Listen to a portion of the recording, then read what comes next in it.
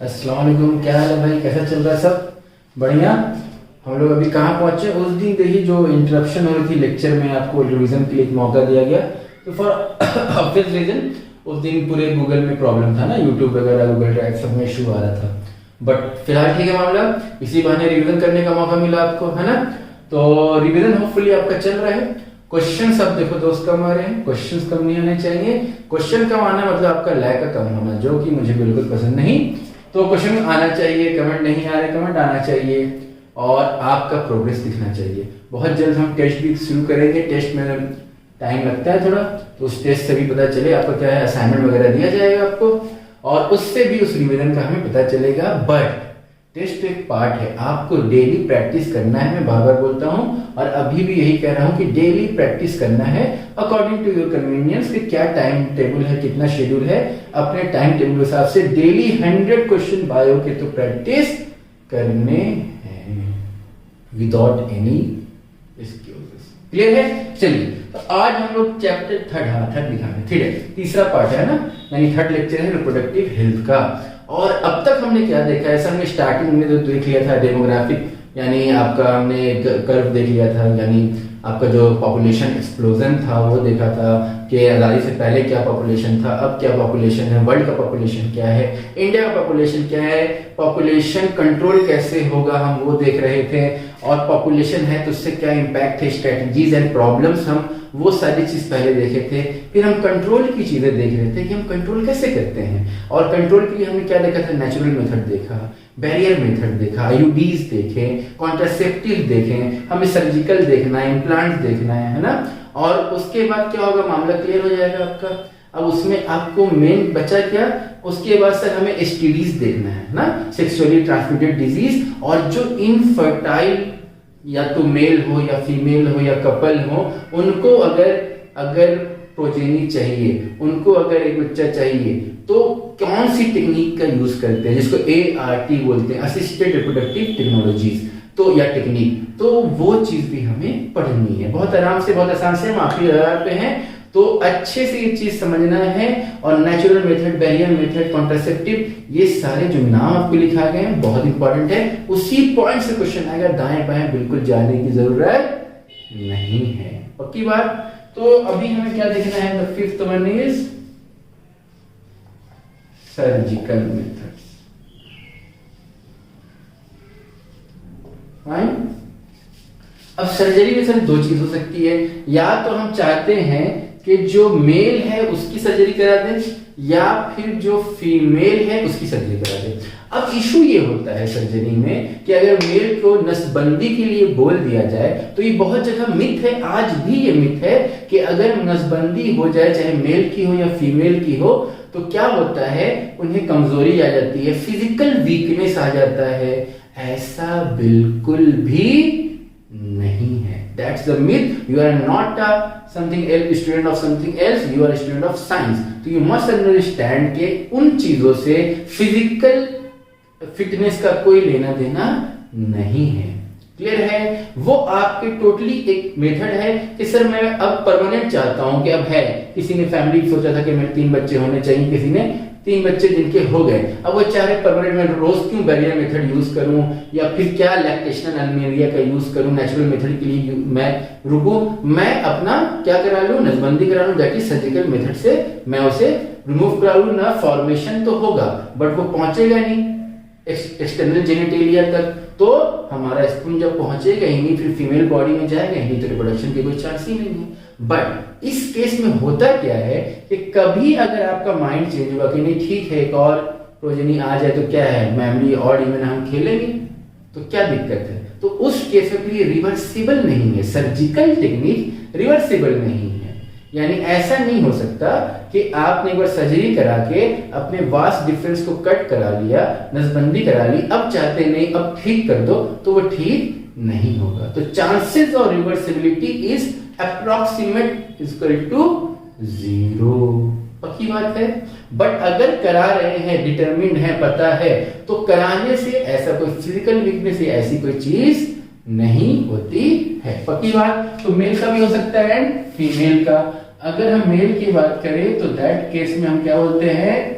Vasectomy. Vasectomy, क्या बोलते हैं, वैसेक्टोमी इन मेल क्या होगा, रिमूवल या cutting, cutting is better, removal तो होता है हटा ही देना, काट देना खाली, है कटिंग ऑफ वासा डिफरेंस। क्यों वासा डिफरेंस को क्यों कट कर रहे हैं सर, क्योंकि वासा डिफरेंस, वासा इफ्रेंशिया एपिडिडाइमिस, अगर आपको ह्यूमन रिप्रोडक्शन याद है, आपने रीजन किया है, आपने मेल रिप्रोडक्टिव सिस्टम समझा था, तो वासा डिफरेंस क्या कर रहा था, उसी के थ्रू वो पैसेज है, उसी के थ्रू स्पर्म आएगा, फिर मैच्योर होगा। तो सर स्पर्म किसके थ्रू आता है, वासा डिफरेंस, हमने इसे क्या किया, कट किया, तो स्पर्म प्रोड्यूस तो होगा, बट जो रास्ता आपने उसे रोक दिया, तो इस पर पहुंच पाएगा टेस्टोस्टेरोन तक, सर नहीं पहुंच पाएगा, और जब पहुंच नहीं पाएगा तो फिर फीमेल बॉडी में जा भी नहीं पाएगा, and that's why cutting of vasa deferens. Clear है, अगर फीमेल में करना तो हम क्या करेंगे, that is called as tubectomy, क्या कहेंगे, tubectomy, that is in female, cutting of, कल ही बताया गया था, फैलोपियन ट्यूब, क्योंकि फैलोपियन ट्यूब में ही फर्टिलाइजेशन होता है, तो उस पार्ट को हमने कट कर दिया, एंड दैट इज वो सेफ हो गए। तो इन बोथ केस में chances of reversibility is nearly equal to 0। Clear है बात, पक्की बात, ठीक है। अब हमारी एक बात हो रही थी कि सर आपने एक चीज बताया था, MTP, medical termination of pregnancy, क्या बताए थे, MTP, medical termination of pregnancy. Fine, medical termination of pregnancy क्या है सर, ये हमने एक चीज पढ़ा था, एमनियोसेंटेसिस, क्या होता था, कैरियोटाइपिंग करते थे और पता लगाते थे कोई जेनेटिकल डिसऑर्डर है क्या एम्ब्रियो को, फीटस को कोई प्रॉब्लम है क्या, कोई ऐसी चीज है क्या जिससे वो आगे सरवाइव नहीं कर पाएगा, वो पता लगाते थे। और उसके साथ साथ हमें और क्या एक चीज पता चलती है कि सर सेक्स डिटरमिन्ड होता है, हमें पता चलता है जो फीटस है, जो माँ के पेट में बच्चा है, वो मेल है या फीमेल है।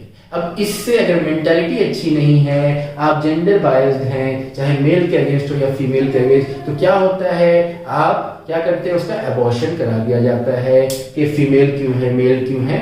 तो वो चीज, इसका मिसयूज है। टेक्निक कितनी अच्छी है कि सर आप पता कर ले रहे हैं कोई बच्चे को बीमारी तो नहीं है, क्या है, माँ को कोई असर तो नहीं पड़ेगा, अच्छी बात है, आप टेक्निक से पता कर ले रहे हैं। बट हर चीज के, हर सिक्के के दो पहलू हैं। आप दूसरा पहलू वाला वैसे लोग भी सोचते हैं, अब फिर उसका मिसयूज करते हैं, अबॉर्शन कराते हैं। तो इंडिया में गवर्नमेंट ने एक्ट पास किया, एक हमारे पास एक्ट है इसका, जिसको कहते हैं medical termination of pregnancy act, जो 1971 में बना। कब बना, 1971 में।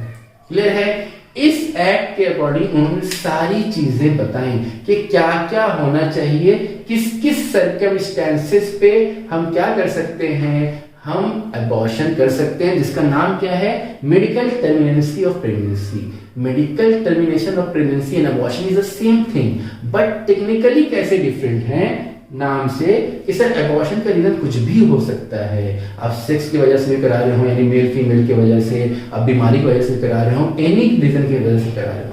बट जब हम बोलेंगे मेडिकल टर्मिनेशन ऑफ प्रेगनेंसी है, तो मतलब क्या है, आप उसे एक जेन्युइन रीजन के थ्रू करा रहे हैं। बच्चे को ऐसी बीमारी थी इसकी वजह से वो आगे सर्वाइव नहीं कर सकता, इसलिए करा रहे हैं, या उसकी वजह से माँ शायद ना बच पाए इसलिए करा रहे हैं, तो एक जेन्युइन रीजन हुआ, उस वजह से करा रहे हैं अबॉर्शन, तो उसे क्या कहेंगे, मेडिकल टर्मिनेशन ऑफ प्रेगनेंसी कहेंगे।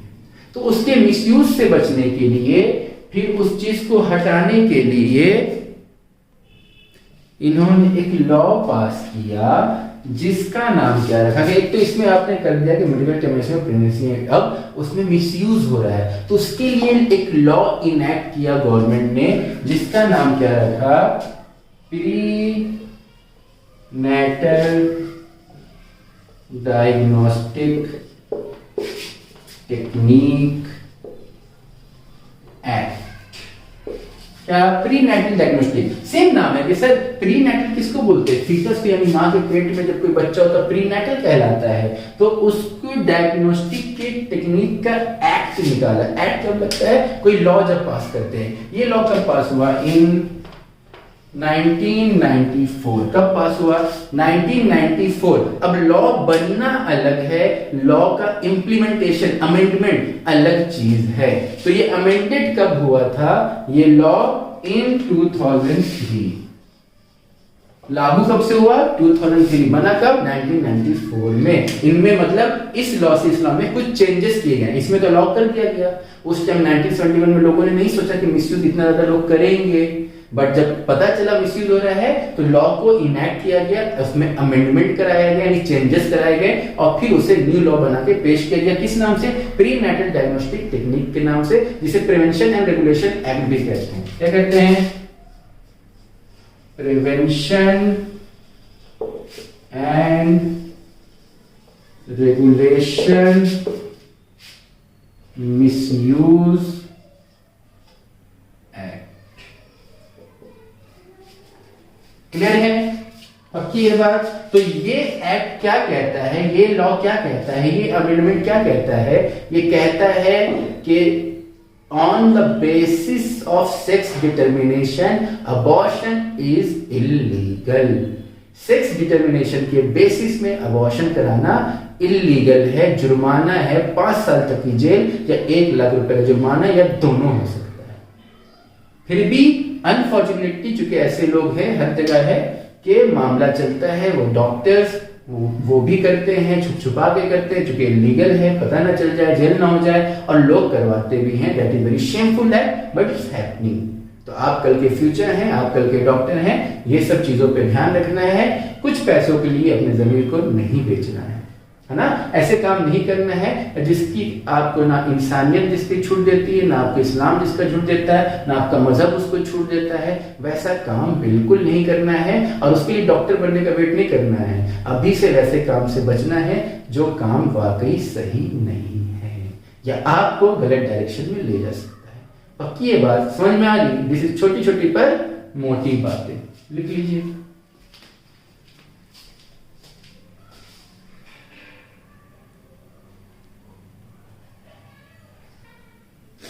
हो गया, चलिए। अब इसी तरह से सर्जरी के अलावा ऐसा क्या है कि हम डेली भी दवाइयाँ लेनी पड़े और हम सर्जरी भी ना करानी पड़े, तो कुछ ऐसे इम्प्लांट्स होते हैं, क्या कहते हैं उसे, the sixth one is implants. Implants क्या हैं, वो एक डिवाइसेस है। इम्प्लांट्स क्या होते हैं, किसी चीज का अंदर डालना, दैट इज इम्प्लांट। आपके अंदर एक मशीन फिट कर दी गई, एक डिवाइस फिट कर दिया गया, जिसमें आपके हार्मोन्स हैं। वो हार्मोन क्या कर रहे हैं, आपके कोलेस्ट्रॉल के लेवल को कम कर रहे हैं, और कोलेस्ट्रॉल के लेवल कम होगा तो आपको पता है प्रेगनेंसी के चांसेस रेयर होंगे, है ना। तो उनमें से एक इम्प्लांट है जिसका नाम क्या है, नॉर प्लांट। क्या नाम है, नॉर प्लांट, है ना। नॉर प्लांट वाला प्लांट है, नॉर प्लांट का नाम है। यानी ये क्या है, एक तरह का इसमें प्रोजेस्टीन हार्मोन है। क्या है, प्रोजेस्टीन। नाम से लग रहा है कि प्रोजेस्टेरॉन की बात हो रही है। तो यही क्या करता है, प्रोजेस्टेरॉन के लेवल को पूरा डाउन कर देता है, पूरा कम कर देता है, जिससे आपको पता है प्रेगनेंसी फिर क्या होगी, चांसेस बहुत रिड्यूस हो जाएंगे। वैसी कुछ दवाइयां होती हैं जैसे मीफेप्रिस्टोन, ये पूछता है आजकल, एफ है ये, हाँ, मीफेप्रिस्टोन। ये भी क्या है, प्रोजेस्टेरॉन कंटेनिंग, यानी प्रोजेस्टेरॉन के लेवल को डाउन करता है। सब प्रोजेस्टेरॉन के पीछे हाथ धोके पड़े हैं कि भैया प्रेगनेंसी बचा लो, बर्थ कंट्रोल कर लो, जनसंख्या को बचा लो। तो इन सब का काम क्या है, प्रोजेस्टेरॉन के लेवल को रोकना, प्रोजेस्टेरॉन के लेवल को कम कर देना। इससे क्या होगा, बर्थ कंट्रोल होगा।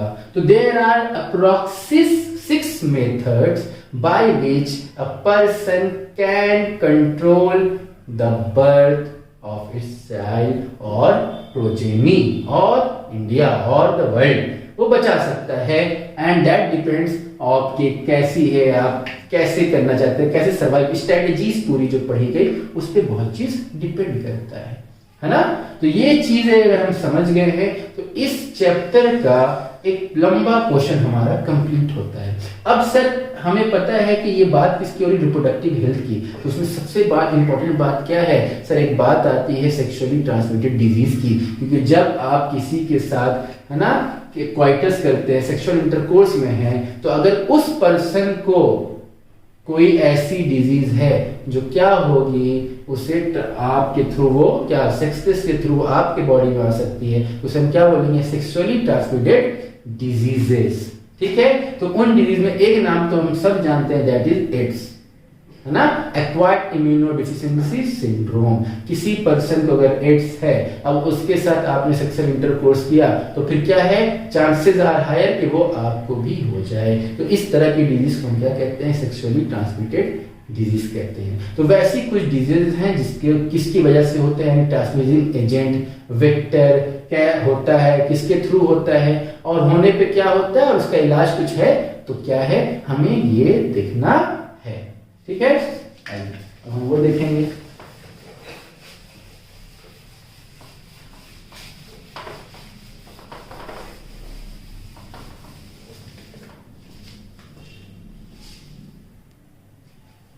आइए, तो अब हम बढ़ते हैं अपने पहले सेक्सुअल ट्रांसमिटेड डिजीज की तरफ। किसकी तरफ, STD, सेक्सुअली ट्रांसमिटेड डिजीजेस। इसे और क्या बोलते हैं सर, इसे और कहा जाता है वेनेरियल डिजीज। ऐसा नहीं ये आ गया तो ये क्या बोला भैया, ये तो नाम ही नहीं सुने, है ना। इसे और क्या कहता है, वेनेरियल डिजीज कहा जाता है, जिसमें सबसे पहले हम देखेंगे क्लामाइडोमियस। क्लामाइडिया नाम से लग रहा है, क्लामाइडियोसिस किससे आया, याद रखो हमने पढ़ा था एनिमल किंगडम में, हमने देखा था ये सिस्टम बहुत बार आ रहे थे, याद आ रहा है कि नहीं आ रहा है, सोचो ना भाई, कहाँ हमने देखा था बताओ, हिंट दे, वॉर्म में हमने देखा था। अब एस्कैरियासिस, एस्कैरिस से और एस्कैरियासिस, टेनियासिस, अब कितनी, अब याद आ रहा है, अभी भी नहीं याद तो लाने से फिर सुनो। तो अब क्या है, फिर आप सोच लो कैसा रीजन, अगर आपको अभी तक याद नहीं आया है और याद आ गया है तो फिर आप सही डायरेक्शन में हैं। ये सर क्लामाइडियोसिस किस क्या होगा, पॉजिटिव एजेंट क्लामाइडिया ट्रैकोमेटिस। अब ट्रैकोमेटिस क्या है सर, स्पीशीज है, बट मेन क्या है जिसके नाम पे, दैट इज क्लामाइडिया के नाम पे। ये क्या है, ये बैक्टीरिया है, और STD most common study of a bacteria is chlamydiosis. ये क्या है, मोस्ट कॉमन बैक्टीरियल स्टडी है, क्योंकि STD किसी वजह से हो सकता है, वायरस की वजह से हो सकता है, जैसे एड्स, बैक्टीरिया की वजह से हो सकता है, जैसे खुद क्लामाइडिया, गोनोरिया, हम देखेंगे आगे, है ना। तो ये मोस्ट कॉमन STD है। सर सिम्टम क्या है, ये तो हो गया पॉजिटिव एजेंट क्या, हमें इसमें कुछ ही पॉइंट्स देखने, ज्यादा नहीं देखना, ज्यादा डीपली जाने की जरूरत नहीं है। तो सिम्टम्स क्या है, मेल और फीमेल दोनों में सिम्टम है। STD है तो वो तो बायस नहीं होगा ना भाई, वो सबको बराबर होगा। तो painful urination in case of male, thick पस like discharge from penis. Penis से क्या होगा, एक थिक पस लाइक स्ट्रक्चर निकलेगा, और वो एकदम आप क्या लगेगा आपको, जब उस टाइम यूरिनेशन होगा तो उस टाइम पेन होगा, ज्यादा पेन होगी, बर्निंग सेंसेशन होगा। तो वो अब ऐसा नहीं है कि अगर पेनफुल यूरिनेशन है तो मतलब है कि यही हो, बट अगर ये है तो ऐसा होगा, है ना। दोनों में डिफरेंसेस है, ऐसा नहीं है कि डर जाना है कि भाई क्या हो गया। लेकिन अगर painful urination, it doesn't mean कि अब क्लामाइडियोसिस होने ही वाला है या चांसेस हैं, लेकिन अगर क्लामाइडियोसिस है तो ये जरूर होगा, पक्की बात है। एक मिनट, अब फीमेल में क्या है सर, इन्फ्लामेशन ऑफ सर्विक्स, क्या inflammation of cervix, uterus and fallopian tube. Clear है, यानी जो मेल आपका रिप्रोडक्टिव सिस्टम है वहां पे क्या होगा, इन्फ्लेमेशन आ जाएगा, ज्यादा होने से स्टेरिलिटी भी आ सकती है। तो सर इलाज क्या है, क्या इलाज कर सकते हैं, तो ज्यादातर एसटीडीज के इलाज नहीं होते हैं उतने अच्छे, prevention is better than cure, but again अगर हम ट्रीटमेंट करें तो एंटीबायोटिक्स का यूज कर सकते हैं, जिसमें टेट्रासाइक्लिन एंड एराइथ्रोमाइसिन का हम यूज कर सकते हैं। पेनिसिलिन नहीं, हर जगह पेनिसिलिन काम नहीं कर सकता है, penicillin is not effective in this case. लिख लीजिए।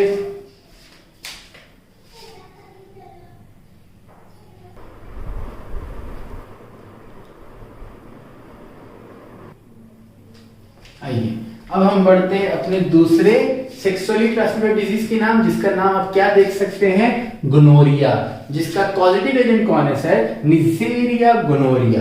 और ये भी क्या है, ये भी बैक्टीरिया है। कौन सा बैक्टीरिया है, ग्राम नेगेटिव डिप्लोकोकस। भाई साहब डिप्लोकोकस क्या है बताइए, कौन बताएंगे, बताइएगा तो जरूर कि डिप्लोकोकस क्या है। कोकस कोकाई कॉमा शेप या रॉड शेप, किस शेप का होता है, नाम पढ़े थे, शेप पढ़े थे बैक्टीरिया का, पढ़ाया गया था आपको, बताइए ना।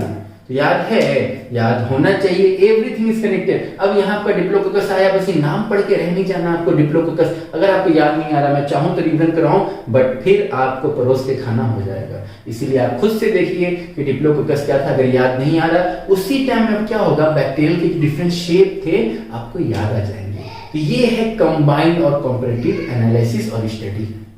तब मजा आएगा दोस्त पढ़ने का, तब जोश बनेगा ना। तो ये ग्राम नेगेटिव है। सिम्टम्स क्या होंगे, अगेन हमें सिम्टम देखना है, ट्रीटमेंट देखना है, पॉजिटिव एजेंट्स देखने हैं। लगभग सबके सिम्टम्स मिलेंगे। अगेन सब में एक अपना अपना कैरेक्टरिस्टिक सिम्टम आएगा। इसमें क्या होता है, inflammation of mucus membrane of urinogenital tract. क्या हुआ, अब इसमें भी इन्फ्लेमेशन आ रहा है। पिछले में आपने देखा क्या हुआ था, फीमेल में इन्फ्लेमेशन था, यहाँ मेल में भी इन्फ्लेमेशन दिख रहा है।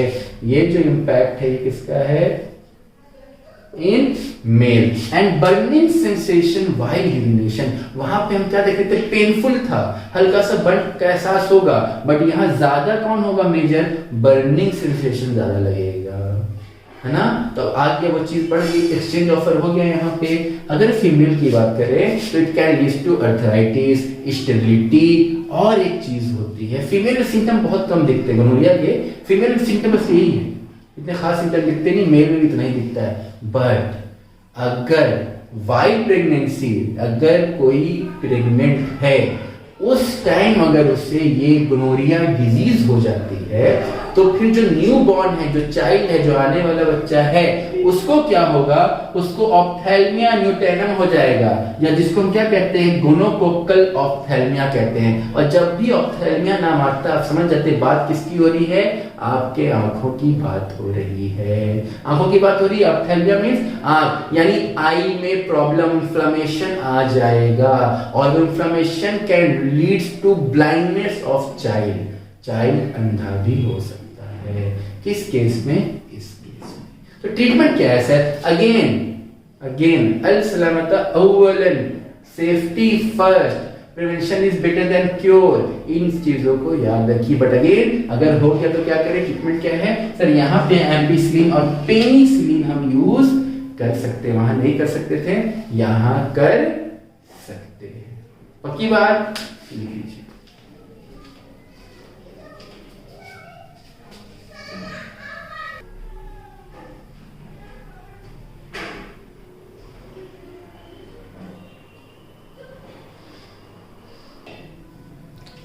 अब आइए हम किस पे आएंगे, तीसरे वाले पे। और ये वन ऑफ द खतरनाक एसटीडी है भाई साहब मेरे हिसाब से, सिफाइलिस, अगेन बैक्टीरियल, ट्रिपनोमा पैलिडम। ये नाम आपने सुना है, सुनेंगे आगे भी। और ये क्या है, ट्रिपनोमा पैलिडम खतरनाक क्यों, हम देखेंगे, अभी हम देखने वाले हैं। सर ये प्लासेंटा क्रॉस कर सकता है, अगर प्लासेंटा क्रॉस कर लेगा तो क्या होगा,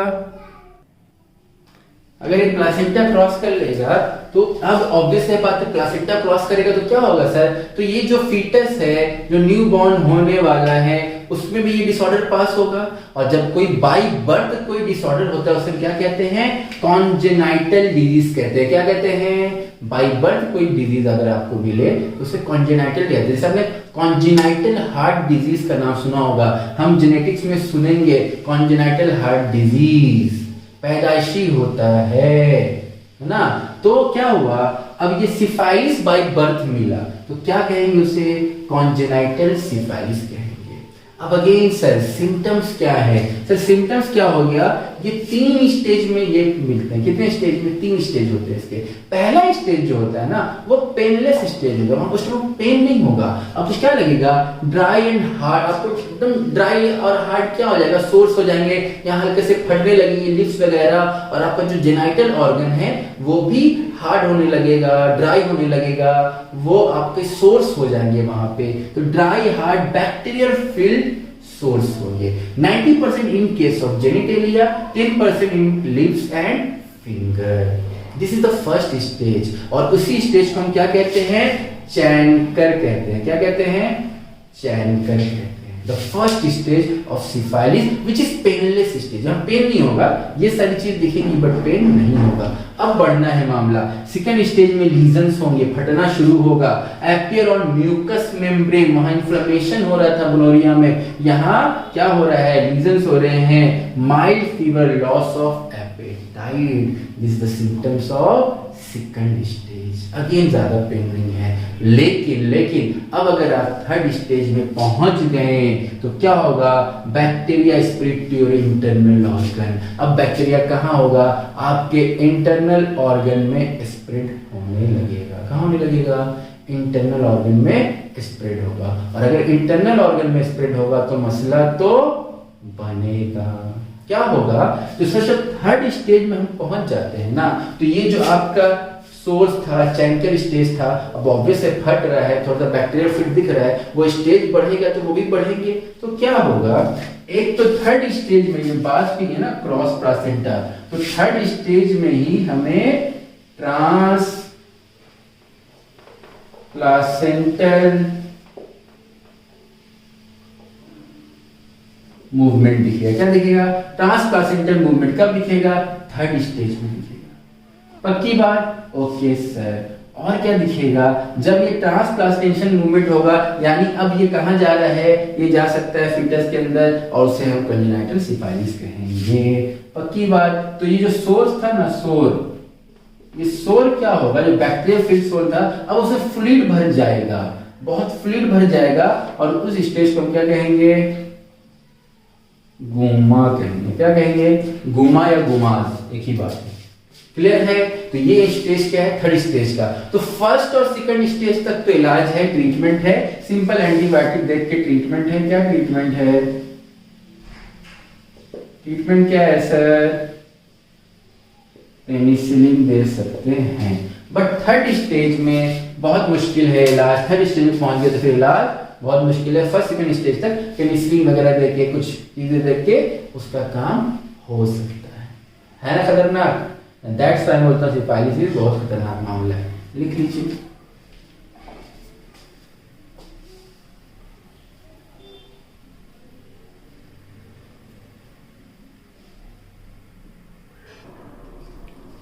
ठीक है, आइए अब हम बढ़ते हैं सिफाइलिस से भी खतरनाक, सिफाइलिस क्या, एड्स से भी खतरनाक एसटीडी की तरफ, जिसका नाम क्या है? Hepatitis B. खतरनाक किस सेंस में कि एड्स का इलाज तो नहीं है सर, इसका तो इलाज है, इसका वैक्सीन भी है, तो इससे खतरनाक क्यों है? In terms of spreading, most common, AIDS से ज्यादा भी ये कॉमन है, और इसका फैलने के चांसेस ज्यादा होते हैं एसटीडीज में दैन दी एड्स। क्या होता है सर? देखो, सबसे पहले वायरल बीमारी तो बहुत खतरनाक होती है, वैसे ही वायरस ने कहरगांव मंगा रखा है। एक वायरस को हम अच्छी तरह से जानते हैं, कोरोना वायरस, तो वायरस का मामला तो वैसे भी खराब है। अब उस वायरस में, ये वायरस क्या है? डबल स्ट्रैंडेड डीएनए वायरस है। DS stand for double stranded. DNA क्या है? डबल स्ट्रैंडेड होता है, बट भैया वायरस इन जनरल क्या है? आरएनए होता है, सिंगल स्ट्रैंडेड होता है। पर ये वायरस क्या है? इसका जेनेटिक मटेरियल क्या है? डीएनए है, डबल स्ट्रैंडेड। पहले ही खतरनाक मामला। ये ब्लड एंड बॉडी फ्लूइड्स में के थ्रू भी फैलता है। सिम्टम्स क्या है सर? सबसे पहले तो नॉर्मल सिम्टम्स आएंगे, नॉजिया होगा, वोमिटिंग होगा, ठीक है। अब उसके बाद खतरनाक मामला कहाँ आएगा सर? बिलीरुबिन एंड बिलीवर्दिन लेवल को इंक्रीज कर देगा। क्या कर देगा? बिलीरुबिन एंड बिलीवर्दिन के लेवल को इंक्रीज कर देगा, जिससे जॉन्डिस होता है। बिलीरुबिन बिलीवर्दिन का लेवल जब हाई होता है तो उससे क्या है? ऑब्वियसली बात है, जॉन्डिस होता है ना? तो जॉन्डिस जब होगा तो लीवर पे भी इंपैक्ट पड़ता है, और आर्थराइटिस के साथ साथ चिरहोसिस, लीवर चिरहोसिस। चिरहोसिस मेनली लीवर के लिए यूज किया जाता है, यानी लीवर फंक्शनिंग में डिसऑर्डर आने लगते हैं। अब एक बार अगर लीवर में डिसऑर्डर आना शुरू हो गया तो पूरा मामला गड़बड़ हो जाता है। हो जाता है कि नहीं हो जाता, बोलो ना भाई, हो जाएगा ना। तो ये मामला क्या है, गड़बड़ होने लगता है। ठीक है, तो पहले क्या हुआ सर, बिलीरुबिन बिलीवर्जिन लेवल इंक्रीज हुआ, जो जॉन्डिस का एक सिम्टम है, और उसके बाद लीवर चिरहोसिस भी हो सकता है, अर्थराइटिस भी हो सकता है। तो ये मामला सारा क्या इंडिकेट करता है, आपके हेपेटाइटिस बी की तरफ। यहाँ पे HBV लिखा हुआ, मतलब आप समझ गए होंगे, हेपेटाइटिस बी वायरस। ठीक है सर, डायग्नोसिस कैसे करते हैं, एक कुछ बीमारियों की डायग्नोसिस भी होती है। डायग्नोसिस कैसे करते हैं, एक एंटीजन टेस्ट है जिसको बोलते हैं ऑस्ट्रेलियन एंटीजन टेस्ट। नाम ऐसा नहीं है कि ऑस्ट्रेलिया जाके करना पड़ता है या ऑस्ट्रेलिया से कोई आता है करता है। इस टेस्ट का नाम है, वहां डेवलप हुआ था, उसलिए इसका नाम क्या है, ऑस्ट्रेलियन एंटीजन टेस्ट है। इसमें हम क्या करते हैं, HB सरफेस एंटीजन टेस्ट करते हैं। मतलब HB अगेन, HB क्या होगा, तो सर HB हेपेटाइटिस बी होगा with no doubt. Surface antigen क्यों बोल रहे हैं, क्योंकि जो बैक्टीरिया, ये जो वायरस है वो क्या है, सरफेस पे पहले प्रेजेंट होता है। तो हम उस टेस्ट से सरफेस पे एरिया को चेक करते हैं कि वहां वो वायरस है कि नहीं, इसलिए से क्या कह रहे हैं, HB सरफेस एंटीजन। इसीलिए इसके दो नाम हैं, HBS, ये तीनों capital, either HB stand for, obviously HB stand for hepatitis B, S stand for surface. तो आप कैपिटल B भी लिख सकते हैं, स्मॉल b भी लिख सकते हैं, इसलिए मैंने स्लैश दिया। दोनों में से कुछ भी लिखा मिल सकता है। H stand for surface. Sir vaccine भी अवेलेबल है इसकी। हमने एक दिन पढ़ाई था तो एक दिन बात हुई थी कि सर पैसिव इम्यूनिटी, किसकी बात हुई थी, पैसिव इम्यूनिटी की। क्या होता है, दो तरह की इम्यूनिटी होते हैं ना, हमें पढ़ना है आगे, कि active immunity and passive immunity. तो एक्टिव इम्यूनिटी क्या होता है, जो बॉडी सेल्फ डेवलप करती है, खुद से पहले लड़ते हैं, झगड़ते हैं, तैयार करते हैं, मेहनत जिसमें करते हैं, तो हम क्या बोलेंगे, एक्टिव। तो वो इम्यूनिटी क्या हुई, एक्टिव हुई। अब आपको बैठे बैठाए कुछ मिल जाए, आपको मेहनत ना करना पड़े, तो एक्टिव हो के पैसिव हुआ, बोलो ना भाई, तो पैसिव हुआ ना। तो अगर कोई एंटीबॉडी, कोई एंटीजन, कोई एंटीबॉडी आपके बॉडी में डाल दी जाए, रेडीमेड बना के, है ना, खुद से बॉडी आपकी डेवलप नहीं कर रही, आपको बाहर से डाल दिया जा रहा है, तो उस तरह की इम्यूनिटी प्रोवाइडेशन को हम क्या कहेंगे, पैसिव इम्यूनिटी कहेंगे। क्लियर है, उसमें क्या कर रहे हैं, ग्लोब्यूलिन डाल रहे हैं अगेंस्ट HB एंटीजन, एक एंटीबॉडी डाल रहे हैं अगेंस्ट एंटीजन, तो उसके अगेंस्ट एंटीजन क्या है, एंटीबॉडी के अगेंस्ट एक्ट करता है। तो उसे खत्म करने के लिए हम ग्लोब्यूलिन डालें, हमारा बॉडी बनाया नहीं, हमने डाला, तो इसलिए क्या हो जाएगा, ये जो प्रोसेस है ये क्या कहलाएगा, ये कहलाएगा सर पैसिव इम्यूनिटी। क्या कहलाएगा, पैसिव इम्यूनिटी कहलाएगा। इसके डोसेज हैं, डोसेज क्या है कि सर सबसे पहले, यानी आज अगर मैंने लिया, आज अगर मैंने खाया, तो ये जीरो क्या है, यानी अगर first day, zero indicate first day, आज मैंने खाया, तो मैं फिर कब खाऊंगा, ठीक 1 मंथ बाद। कब लूंगा, 1 मंथ बाद। उसके बाद कब लूंगा, ऑन द 6th मंथ, यहाँ पे नाम ही मेंशन है, 6 मंथ। तो 3 डोज होते हैं इसके, आज, फिर 1 महीने बाद, फिर 6ठे महीने बाद। क्लियर है, तो 3 डोज होते हैं इसके। अब इसमें ग्लोबिन डाला जा रहा है। होता क्या है इसमें, और इंपॉर्टेंट पॉइंट क्या है, डबल स्ट्रैंडेड DNA वायरस होता है, हेपेटाइटिस बी का वायरस। पक्की बात है, कोई डाउट है यहाँ पे, लिख लीजिए।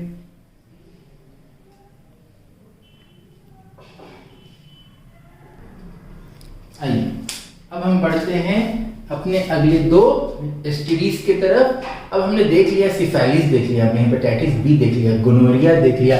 अब हम देख रहे हैं genital herpes and genital wards. तो पहले इस पे ध्यान दो, जेनाइटल हर्प्स पे ध्यान दो, उससे पहले मुझ पे ध्यान दो कि मैं क्या बोल रहा हूँ। जेनाइटल हर्प्स, जेनाइटल टर्म क्यों यूज होता है सर, रिप्रोडक्टिव ऑर्गन के लिए यूज होता है। एक्सटर्नल जेनिटेलिया क्या वर्ड है, जैसे पेनिस के लिए हम क्या बोलते हैं, एक्सटर्नल जेनिटेलिया बोलते हैं। तो ये दोनों क्या होगा, रिप्रोडक्टिव ट्रैक्ट पे, रिप्रोडक्टिव सिस्टम पे, यानी मेल के पेनिस और फीमेल के वजाइना पे इंपैक्ट डाल रहा होगा। वैसे तो हम क्या कहेंगे, जेनाइटल हर्प्स और जेनाइटल वार्ड्स कहेंगे। पक्की बात है। अब देखो क्या होगा यहाँ पे, हाँ अब क्या होगा यहाँ पे, अगर हम जेनाइटल हर्ब्स की बात करें तो this caused by type 2 herpes simplex virus, जिसे हम शॉर्ट फॉर्म में बोल सकते हैं HSV2। क्या? HSV2 herpes simplex virus type 2 से ये होता है। इसमें क्या होता है सर? ये दोनों थोड़ा कॉमन कैरेक्टर है। वाटरी ब्लिस्टर्स जेनिटेलिया, जेनिटेलिया कैसा हो जाएगा? वाटरी टाइप हो जाएगा। During parturition, don't ask me what is parturition, you already have understand and read and gone through the chapter human reproduction and you know what is parturition, that is birth of a new child. तो parturition के time क्या होगा? ये virus infection फैला सकता है new born को भी। क्लियर है बात? अब इसी तरह अगर हम जेनाइटल वार्ड्स की बात करें तो सर ये होता है HSV के कारण, ये हो रहा है HPV के कारण। S की जगह V आ गया, ये सिंप्लेक्स वायरस था, ये ह्यूमन पैपिलोमा वायरस है। ये हर्पीज सिंप्लेक्स वायरस था, ये ह्यूमन पैपिलोमा वायरस है। ह्यूमन टर्म क्यों? ह्यूमन पे ही इंपैक्ट डालता है। क्या होता है? इसमें भी सेम चीज है कि sir water applies on external genitalia. इसमें भी क्या था? वाटर ब्लिस्टर फॉर्म हो रहा था जेनिटेलिया पे। इस पे भी क्या है? Water applies on external genitalia. अब देखो इसमें क्या होता है सर, ये ज्यादा खतरनाक है। क्यों? क्योंकि अब ये रिसेंट स्टडीज से पता चला है कि दिस हर्पीज आपका human papilloma virus can cause cancer of cervix, यानी फीमेल में cancer cervix, female reproductive tract में ये क्या कर सकता है? कैंसर कॉज कर सकता है, इवन ट्यूमर फॉर्मेशन करा सकता है। ज्यादा खतरनाक हुआ कि नहीं हुआ इससे? ठीक है। अब इसी तरह के दो और बीमारी होते हैं, vaginal candidiasis and trichomoniasis. Same है, सेम वजह, ये जेनेटिक ट्रैक्ट पे ही होता है। अब नाम है वेजाइनल, तो ऑब्वियसली फीमेल में हो रहा होगा, नाम फीमेल से आ रहा होगा। और किसके थ्रू होता है भाई? कैंडिडा अल्बाइकन्स। ये जो है ये फंगस है, ये क्या है? फंगस है, ये वायरस था, ये फंगस है। ट्राइकोमोनियासिस हमने क्या प्रोटिस्टा पढ़ा है, ये क्या है? ट्राइकोमोनिया क्या था? बोलना भाई, प्रोटोजोन था ना। तो प्रोटोजोन से, फंगस से, वायरस से, सबसे ये डिसऑर्डर हो रहे हैं। ट्राइकोमोनियासिस हो रहा है ट्राइकोमोना वैजिनैलिस से। क्लियर है? तो इस तरह हम अब आगे बढ़ने वाले हैं। अब हमें सबसे इंपॉर्टेंट जो पढ़ना है, एड्स के बारे में पढ़ना है, उसे इन डिटेल पढ़ना है। और उसके साथ साथ फिर हमें डिफरेंट टाइप्स ऑफ मोड देखने हैं, यानी ART इनफर्टिलिटी के टाइप्स में देखने हैं। तो उसके साथ हम क्या करेंगे? इस चैप्टर का द एंड करेंगे। जब ये चैप्टर एंड होगा, साथ साथ आपका एनिमल किंगडम भी चल रहा है, तो हम कोशिश ये करेंगे कि ये चैप्टर एंड हो और उसके साथ साथ एनिमल किंगडम जब तक चल रहा है, क्योंकि वो ज्यादा बड़ा है, ये तो छोटा था, एनिमल किंगडम को हम पहले कंप्लीट करेंगे before going into the next chapter of class 12। यानी हमारा अगला टारगेट क्या है? अब जेनेटिक्स है। हम जेनेटिक्स में बढ़ने से पहले एनिमल किंगडम को कंप्लीट करेंगे। तो नेक्स्ट क्लास में आपको एक लेक्चर इसका मिलेगा, फिर ये चैप्टर का द एंड होगा। ठीक है। अब उसके बाद आपको क्लास 12 में पहले आपको क्लास 11 का एनिमल किंगडम का लेक्चर मिलेगा। एनिमल किंगडम भी होपफुली हम लोग जल्दी कंप्लीट करें। Next three lecture I think और लग सकते हैं उसमें, तो नेक्स्ट 3 लेक्चर में हम उसे कंप्लीट करें। तो वो 3 लेक्चर जब तक एनिमल किंगडम कंप्लीट नहीं होता है, इस चैप्टर के कंप्लीट होने के बाद 12th का कोई लेक्चर अभी नहीं होगा। 11th में एनिमल किंगडम कंप्लीट हो जाएगा, यहाँ रिप्रोडक्टिव हेल्थ कंप्लीट, यानी आपका एक यूनिट दोनों तरफ कंप्लीट हो जाएगा। तो आपको एक टाइम मिलेगा, सिनेरियो मिलेगा, उस पूरे एक यूनिट को एक नजर डालने की, उस यूनिट को एक बार समझने की, उस यूनिट को एक बार रिवाइज करने की, फिर आपका टेस्ट भी लिया जाएगा। तब फिर हम जेनेटिक्स की तरफ और वहां दूसरे यूनिट की तरफ बढ़ेंगे। पक्की बात है? पक्का है मामला? खुदा हाफिज।